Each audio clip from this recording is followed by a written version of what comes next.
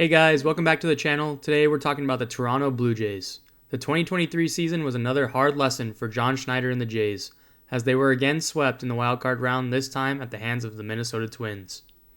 Looking forward to 2024, they need Vladimir Guerrero Jr. to return to 2021 form that saw him hit 48 home runs and finish second in the AL MVP voting. Last year wasn't necessarily bad for Vlad, as he hit 26 home runs and drove in 94.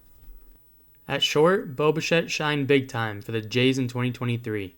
The big surprise was on the defensive side, going from a negative 16 DRS in 2022 to a plus 5 in 2023. The two-time All-Star battled a knee injury last year but still hit 306 with 20 home runs and drove in 73. In the outfield, the Jays will look for an offensive breakout from Dalton Varsho, who struggled in his inaugural season with the Jays, hitting 220. One bright spot for Varsho last year was his defense, leading the league in defensive runs saved. In the offseason, they brought in veteran designated hitter Justin Turner. Last season for the Red Sox, Turner hit 23 home runs and drove in a career-high 96. JT figures to get a ton of ABs in the cleanup spot for the Jays. In addition, they also reunited with outfielder Kevin Kiermaier, who is fresh off capturing his fourth Gold Glove. Last year, Kiermaier primarily hit in the 9-hole, hitting 10 home runs and driving in 42. And lastly, the Jays added Isaiah Kiner-Falefa on a 2-year deal. IKF played multiple positions for the Yankees a year ago and will see lots of time at third base with the absence of Matt Chapman. On the mound, the Jays still have one of the best rotations in baseball, led by ace Kevin Gausman. Last season, Gausman was nails for the Jays, posting a 12-9 record with a 3.16 ERA and finishing third in the AL Cy Young voting.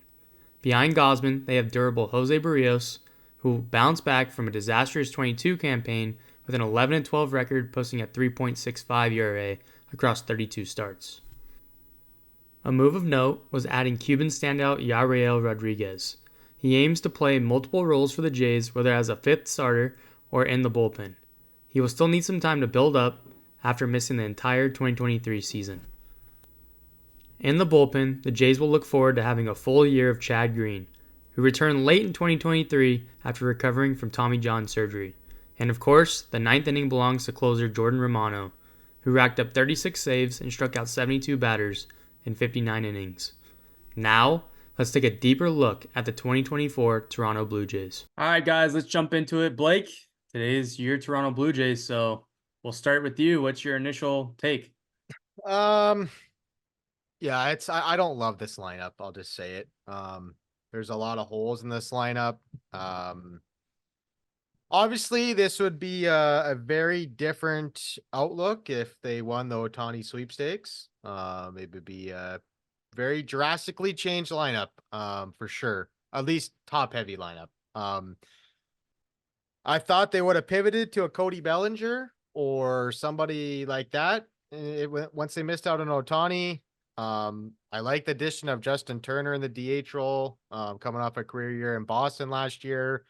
Obviously, bringing back Kiermaier helps with the defense, but I mean, the Varsho, Kiner-Falefa, and Biggio. I mean, that's a tough 7 through 9. I mean, last year, they failed to replace Teoscar Hernandez's production, and this year, you hope that Justin Turner can give you 20 plus bombs and drive in 75. But yeah, in order for this team to be good, there's going to have to be a lot of internal improvement. You're going to have to see Vlad return to his 2021 form. And you're going to have to see guys like Dalton Varsho break out and hit 25, 30 home runs and continue to play good defense. Like it's a lot to ask, but I mean, it's still a decent lineup, but I just think they could have improved their team a lot better in the offseason. Yeah, I mean, they still can. There's still some guys out there. Guys that come to mind are Adam Duvall or Michael A. Taylor. Yeah. Obviously, right now, they have Kevin Kiermaier batting fifth. That's not ideal. No. And Kevin Kiermaier even came out and said he doesn't envision himself playing every day, Yeah. that his body's not going to allow him to do that. So, especially on that turf. You would think that they would go get like a Michael A. Taylor that would be a platoon for Kiermaier. That way Varsho can just play the corner the entire season. Yeah. Obviously they're over the luxury tax already, so we'll go over to that real quick. Yeah. That's what they have lined up the next couple of years. Springer through 27, Gosman through to 27, Bassett 2 more years, Barrios 18 AAV, pretty fair Yep. contract there. At Yeah. least it has been to this point. Yeah. Coming off the books, you got Kikuchi and Turner next season, Yeah. Kiermaier as well. So already right there, that Okay. is 23, 30, 33. And then down here, Danny Jansen. Kirk is going to be your everyday catcher going forward, most likely. It's probably a position where they just rely on Kirk. He's only 29. I know that he's talked about being open to extension, Yeah. um, but I just don't see them extending him when obviously they have to extend Vlad Yeah. and they have to extend Bo Bichette, who got a arbitration extension. Yeah. 3 years, Um, 33. but that's Yeah. not going to be his big deal. And that, you have to get an extension done with them by 2025 or he's hitting the market. And when he Yeah. hits the market, there's a He's good done. chance he's not coming back. No, Um, I think you got to make a decision next winter on one of those guys, at least one of those guys. You got to put a 10 to 12 year offer in front of Bo Bichette this winter and say, "Hey, listen, like we're willing to give you the money."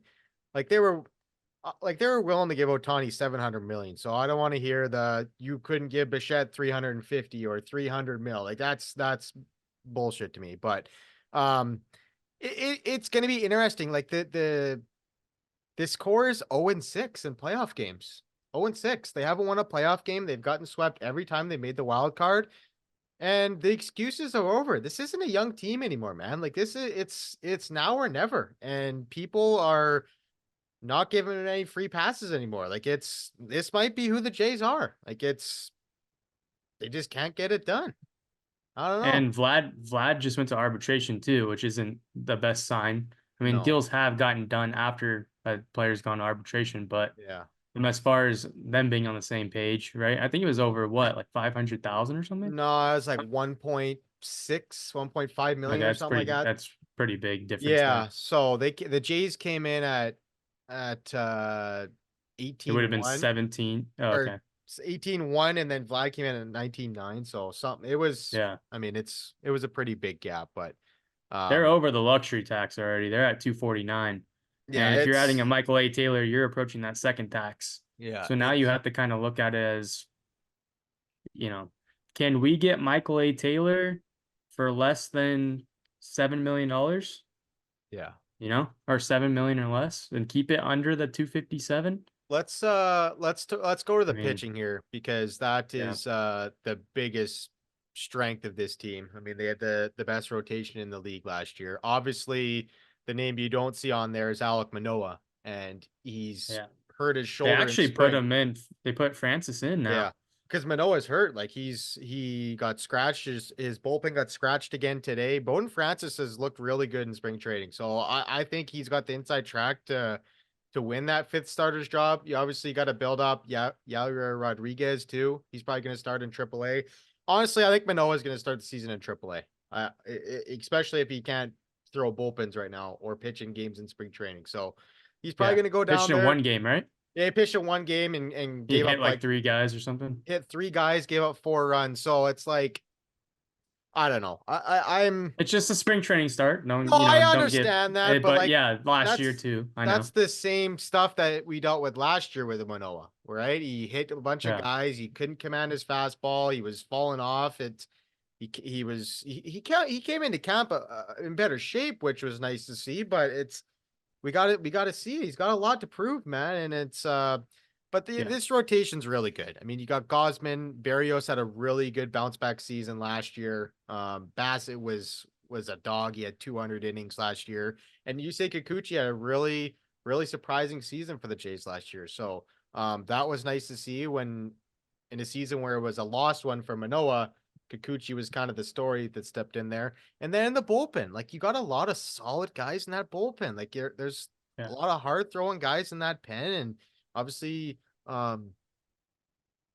maybe you add a Rodriguez to that, but like they say Mitch White's gonna do the long relief, maybe, possibly, but back end of the bullpen's yeah. pretty solid. Yeah, Chad Green only 12 innings pitched last year. Yep. Plus, I'm pretty sure he made an appearance in the playoffs, but Yeah. Yeah. he's going to be big to have back. Yep. It says Mitch White right now is long relief, but as you noted, Yariel Rodriguez Yep. should be stepping into that role or maybe into that fifth spot role, Yep. depending on how he looks. They got to stretch him out. Mitch White's already been DFA'd once. Yep. Not going to be surprised if he gets DFA'd again. Yep. Another guy that has to make the team or DFA'd is Nate Pearson. He's not. So maybe Nate, Yeah. you No options, is, right? is Yeah. he throwing right now? I believe he is. He is, yeah. Like I don't know. I'm Jays fans are kind of running out of patience with Pearson. Like we've been waiting for him to come for a long time. He was one of the top pitching prospects in baseball for a while. Obviously battled a lot of forearm injuries and stuff like that. So, yeah, he's not young anymore. He's not a prospect. He's almost 27. So, Yeah. He has to make the team though. He has no options. yeah. And then So, another guy for the rotation is Ricky Tiedemann. I mean, he's the Yeah. number one prospect, left-handed pitching prospect in baseball right now. He battled a little bit of injury in spring training too, so I could see him getting called up midway through the season. Yeah. You guys got to make some type of small deal here for some depth because the depth is already. I mean, you have Francis in the rotation right now, Rodriguez, who will be in the pen eventually, or maybe in the rotation, and Mitch White. Those are your depth starters right now. Yeah. And then whatever happens to Manoah. So, do you think that this could be an overreaction? I think it would be to say this, but I'm going to ask you anyway. Do you think that the Jays maybe are regretting not flipping Manoah this offseason for offensive piece? Yeah, I personally, you never like to trade a guy when his value is at an all-time low, but I think I think that would be a mistake if you had a chance to go and get a Dylan Carlson from the Cardinals or something. That was something that was rumored or somebody like that. So yeah, it's interesting. I love the Jays pitching. They do need more depth. Like even if it's like a couple, you sign a guy to a minor league contract or something and see what happens. But Yeah. I mean, I want to protect Blake there. That was definitely an overreaction question right there. So don't eat him up in the comments there. That's all me. yeah, no, but on the hot seat. But I think it's a good question. I think it's a good question for really Jays fans to be like, should we have traded Manoah? Because there were teams interested. There was. So, for sure. and you could have gotten an outfielder or, something to stick in that 5-6 hole that's looking pretty bleak right now. So, well, yeah, like you obviously you lose Matt Chapman, who struggled off at the plate big time, but he won a Gold Glove. Connor Falefa's got a good glove too. Ken Biggio and Davis Schneider and Isaiah kind of Falefa combined to give you what Matt Chapman gave you? Maybe. I don't know. But the bench is not looking great. The bench is not looking great. It's you got Daniel Vogelback in there. You got Santiago Espinal. To be honest, Santiago Espinal. And now, like the Jays, yeah, all-stars. Jesus. The Jays loved playing both of their catchers. Right now, you can't do that unless Justin Turner plays third base or first base, right? Like it's Jansen's had some injury issue though, so I think the thing about Jansen is, man, like if you look at his last 162 games, like it is unbelievable. It's like one of the best catching production in the league, but he gets hurt every year. He gets hit in the hand. Yeah. So let's go over to the projected standings, unless you got anything to add here. Sorry, I'm a little long-winded today. No, I think this team is going to have a chance to make the playoffs. They're going to have to add at the deadline. Obviously, the money is an issue right now, so we'll see what they do. I really do think a Duvall would be huge for this team. Put him in that 5 hole. Michael Taylor had a good year offensively last year, but it's not the same as what Duvall does. Like Duvall's going to play a lesser defense, but hit you more. And I think right now they can always defensive replace if they need to. Right. I think just having one more bat is going to go a long way for this team, especially with how stacked the Yankees are and obviously how good the O's were last year. So as far as the Rays go, they have the Rays being in second place. I've said this on every AL East Yeah. outlook. The Rays went. They won incredible amount of games. Yeah. In their first 30, I think. What was it? You know it. It's 29 of their first 36. okay. 29 of the first 36. Yeah. They're not going to do that again. No. I'm sorry. No. I mean, I would bet, right? Yeah. Being a betting man that I am, I would bet they're not going to do that again. Yeah. So, obviously with them, McClanahan's gone. Wander Franco's not in the picture right now. There's things going on in Rays land that it might be they're still going to compete. Yeah. Don't get me wrong, but Yeah. I think that obviously I think the O's will be better than the Rays. Yeah. And I think that I would take the Blue Jays as of now over the Rays as well. Yeah, They do have the Rays Yeah. tying the O's, only a game back of the Rays. It's super tight here. Yeah. But to say the Blue Jays are going to win the division this year, I'm not going to buy that stock. Well, the only way they're going to compete for a division or get second place is if Vlad goes off and hits 50 homers, or Yeah. like it has just carries the team. We've seen it Their in pitching's going to 2021. carry. Oh They're yeah, going to for win sure games. it is. For sure it is. But yeah, I just don't think there's enough. Like, why wouldn't you bring in a guy like Joey Votto instead of Vogelbach? Like that, that's just, I don't know. That doesn't make sense to me. But Yeah. you got anything to add? I think that'll do it for me. The only concern Blue Jays fans I have for you, obviously you can say this for every single team, Yeah. is the starting pitching depth. Not the starting pitching depth. If that starts, Gosman's already dealing with a shoulder bug. Okay. If you lose, obviously any team, if you lose 2 starters, it's going to be a tough go. But, and how deep this division is, to lose 2 starters would be devastating for the 2024 Blue Jays. So that's the only thing I have. Like I said, add an outfielder, as the prices come down and we're 3 weeks away from opening day. And other than that, Blake, final thoughts. You're good. Yeah, I think they'll finish third place and maybe fourth place. And I honestly don't think the Jays are gonna make in the playoffs. I'll go on here and say right now, I don't think they're a playoff team. It's a tough division, and there's a lot of good teams in the AL, so it'll be tough. Alrighty, guys. Like and subscribe. Thanks for listening. We'll see you on the next one.